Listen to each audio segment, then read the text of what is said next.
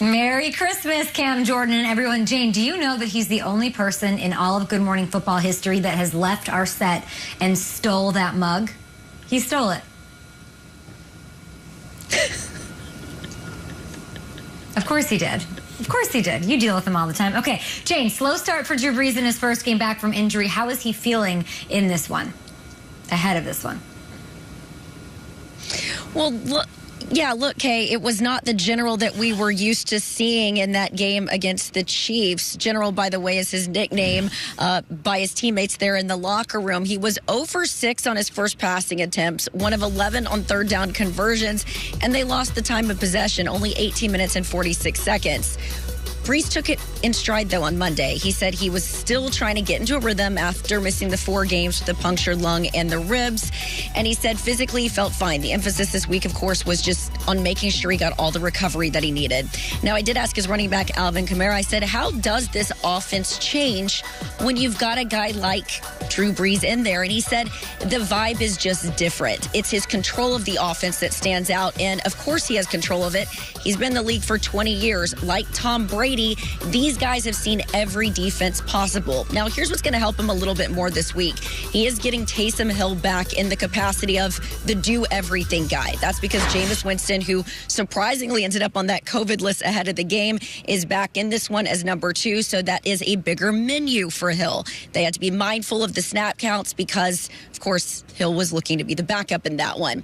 They've also got to do a better job of just getting the ball to guys like Emmanuel Sanders, Jared Cook, and how about Lil Jordan Humphrey, Hookham, Texas, who got his first touchdown last week. This Vikings defense, though, as we've been talking about throughout the morning, is a little different than what they're used to playing against. They were 5th ranked last year. This year, they are 25th, and that linebacker group fairly decimated. They're also not going to have Eric Kendricks for the 4th straight game. He is still dealing with that calf injury.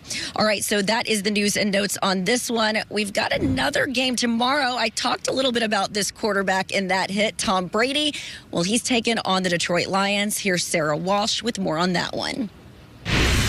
Lions interim head coach Darrell Bevell told us this is the times that we are living in. You have to be ready for everything, and you have to be ready to adjust. They are making major adjustments on the coaching staff this week after Bevell and 4 other coaches were ruled out of Saturday's game against the Buccaneers because of COVID protocols. Robert Prince, the team's wide receiver coach, steps in for Bevell to assume head coaching duties, and Sean Ryan, the quarterback's coach, is going to be calling plays, something he hasn't done in any level of football. Bevell said he's going to work with Ryan to just practice calling a game. Now, Bruce Arians sees this a little differently. He says now the Bucs have to throw out all the tendencies they were preparing for because the Lions have new play callers on both sides of the ball. He also sees it as a chance for these coaches to audition for some heavy-duty jobs, and he expects the Lions will throw the kitchen sink at him.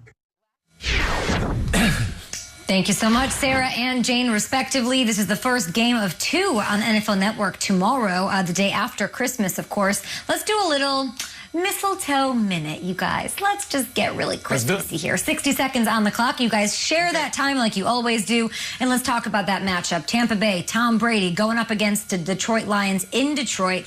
What are we looking for in this one? It's perfect for this segment. Time's up on the Bucs. Let's go. Are you great or are you not? Tampa Bay Buccaneers will probably be playing a playoff game in about 22 days. Like, we're here. So if you're this whole, we're getting it together, we're in and we're out, we're adults, we're children, it's time. You're playing Detroit. Have a show pony type day. Blow us away. Get ready for the playoffs. They're almost here. No more warm-ups. Yeah, it's time. Time is up, or perfect timing. It seems like they're starting to catch the rhythm. And that ball that they threw to Antonio Brown, that Tom Brady hit him in that seam route, like that right there showed me everything I needed to see that they're starting to figure it out. And be careful counting out these Bucs. They might be heating up at the right time. And shout out to Robert Prince. He used to be my wide receivers coach with the Seattle Seahawks. He will be the interim head coach. Good luck, coach. Great segue there. Robert Prince is the head coach. Sean Ryan is calling plays. First time of his career at any level is the offensive coordinator.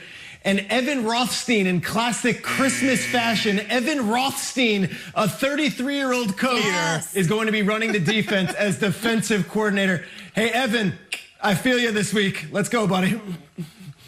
Peter.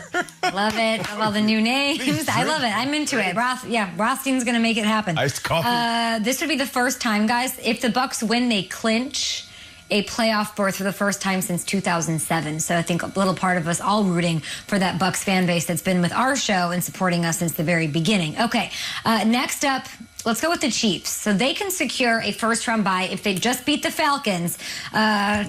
Pretty nice matchup for them, honey.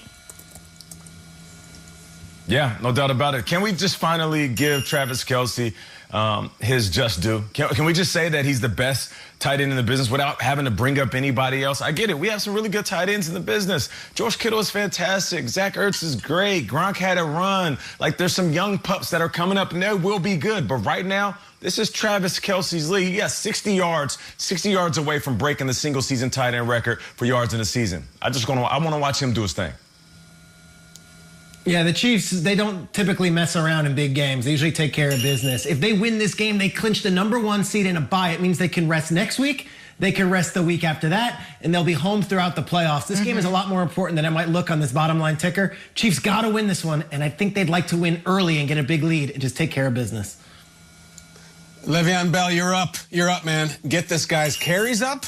Get his confidence up. Le'Veon Bell's an emotional player. He is the guy who will go to Twitter if he doesn't like what happened or if he didn't like what he did. They need this guy to make plays. And just doubling back to the Lions defensive play calling, Peter, I think we need Smokey Robinson's take on it after this weekend. That'll be key. Chinooka. Is that what it's Chinooka? Is that how he said it? Okay. NFC West showdown Chinooka, yeah. with the Rams visiting the Seahawks. What has you excited, Triggs, about this matchup? All right, Jared Goff. You mentioned Le'Veon Bell, Kyle. How about Jared Goff getting his confidence up? Laid an egg last week against the Jets. People don't realize this. Jared Goff kind of owns the Seahawks, right? Since McVay got there, they've played a bunch of times. They've only lost once on a Thursday night game last year where Zerline missed a chippy field goal. I think Jared Goff needs to win this game for this team to have a shot the rest of the way. If he lays another egg, the confidence, and I don't know about the Rams going on through January. Everybody's watching to see what you do after you lose to the Jets. I remember when Pee Wee Herman got into his trouble, everyone in the world was joking about it. He came to the VMAs the next week and he started the whole show by saying, "Hear any good jokes lately?" And everybody just laughed. And it took all the air out of the room. It was perfect. Like, that's the way you break the ice. We need one of those things from the Rams here because you guys lost to the Jets and we're thinking you might win the NFC. Come on now.